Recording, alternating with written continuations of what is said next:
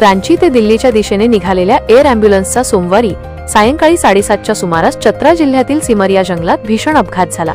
या दुर्घटनेत विमानातील सर्व 7 प्रवासी जागीच ठार झाले। या अपघातात गंभीर भाजलेल्या ढाबा मालक संजय कुमार यांच्यासह त्यांच्या कुटुंबातील 2 सदस्य, वैद्यकीय कर्मचारी आणि विमान चालक मंडळींचा समावेश होता। एका सामान्य कुटुंबाने आपल्या प्रिय व्यक्तीच्या जीवितासाठी केलेला शेवटचा प्रयत्न नियतीच्या एका क्षणात धुळीला मिळाला। संजय कुमार 41 वर्षे हे पलामू जिल्ह्यातील बकोरिया येथे ढाबा चालवत होते।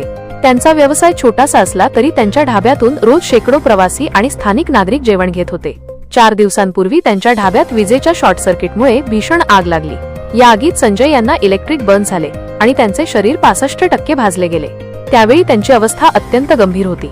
कुटुंबियांनी तातडीने त्यांना रांचीच्या देवकमल हॉस्पिटलमध्ये दाखल केले। 16 फेब्रुवारी रोजी त्यांना भरती करण्यात आलं होतं। सुमारे 6 दिवस हॉस्पिटलमध्ये उपचार सुरू होते। डॉक्टरांनी पूर्ण क्षमता लावून प्रयत्न केले तरी संजय यांच्या प्रकृतीत अपेक्षित सुधारणा दिसत नव्हती। 6 दिवसांच्या या काळात कुटुंबियांनी कोणतीही कसर बाकी ठेवली नाही। पैशाची पर्वा न करता सर्वतोपरी प्रयत्न केले। स्थानिक नातेवाईक आणि ओळखीचे लोकही मदतीला धावले।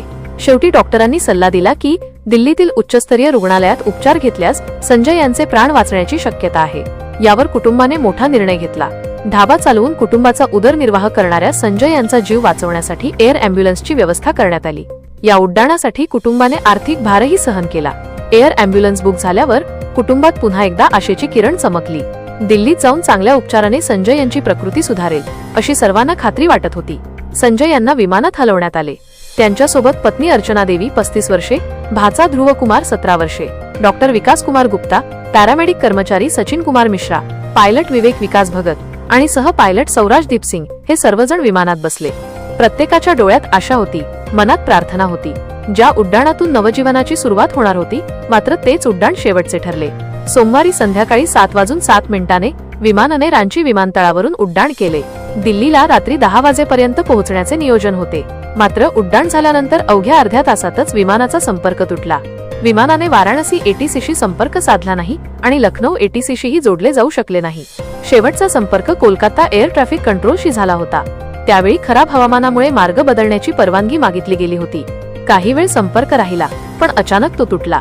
विमान चतरा जिल्ह्यातील सिमरिया जंगलात कोसळले। चतरा पोलीस अधीक्षक सुमित अग्रवाल यांनी सांगितले की विमान जंगलात पडल्याने मोठ्या प्रमाणात नुकसान झाले आणि सर्व प्रवासी जागीच ठार झाले। डॉक्टर विकास गुप्ता हे पूर्वी गारू आणि चंदवा भागात कार्यरत होते। त्यांनी प्रभारी अधिकारी म्हणूनही काम केले होते। संजय कुमार हे मूळ चंदवा तालुक्यातील रखात गावचे रहिवासी। ही घटना केवळ एका कुटुंबाची नव्हती तर संपूर्ण परिसरासाठी मोठा धक्का ठरली आहे। आता त्यांचा शेवटचा प्रयत्नही विफल झाल्याने परिसरात शोककळा पसरली आहे। कुटुंबियांच्या डोळ्यातील आशा एका क्षणात अश्रूंमध्ये बदलली। ज्या विमानातून प्राण वाचवण्याची आशा होती तेच विमान मृत्यूचे साधन बनले। ही कहाणी आता संपूर्ण झारखंडसह देशभरात चर्चेचा विषय झाली आहे।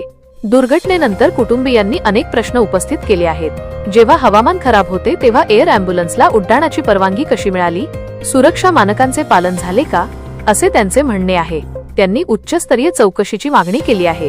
रांची विमानतळाचे संचालक विनोद कुमार यांनी सांगितले की एअर अँब्युलन्स दुर्घटनेची अनेक कारणे असू शकतात। ती चौकशी अंती स्पष्ट होतील। सध्या पोलीस आणि विमान वाहतूक प्राधिकरणाकडून चौकशी सुरू आहे। या अपघातामागे काही तांत्रिक कारणे असू शकतात। विमान रेडबर्ड एअरवेजचे छोटे मेडिकल विमान होते। त्यात मेडिकल उपकरणांसह सर्व व्यवस्था होती, मात्र खराब हवामानात मार्ग बदलण्याची विनंती केल्यानंतर संपर्क तुटला। हे सर्व तपशील चौकशीत समोर येणार आहेत। तरीही एक गोष्ट स्पष्ट आहे की एका सामान्य माणसाच्या प्राणरक्षणासाठी कुटुंबाने केलेला प्रयत्न नियतीसमोर हारला। संजय यांची कहाणी ही संघर्षाची आहे। ढाबा चालवताना त्यांनी कुटुंब सांभाळले। आगीत भाजल्यानंतरही त्यांच्या मनात कुटुंबाची काळजी होती। कुटुंबियांनी 6 दिवस रात्रंदिवस हॉस्पिटलमध्ये तळ ठोकला होता। डॉक्टरांच्या प्रत्येक अपडेटसाठी ते उतावीळ असत। शेवटी दिल्लीचा निर्णय घेतला। एअर अँब्युलन्समध्ये बसताना सर्वजण एकमेकांना धीर देत होते।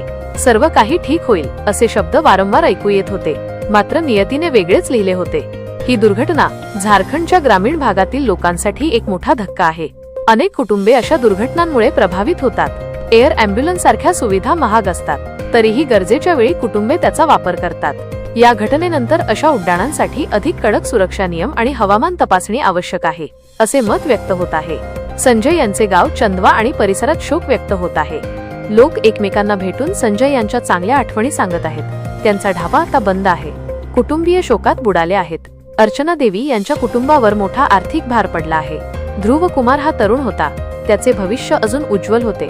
डॉक्टर आणि इतर कर्मचारीही आपापल्या कुटुंबासाठी काम करत होते.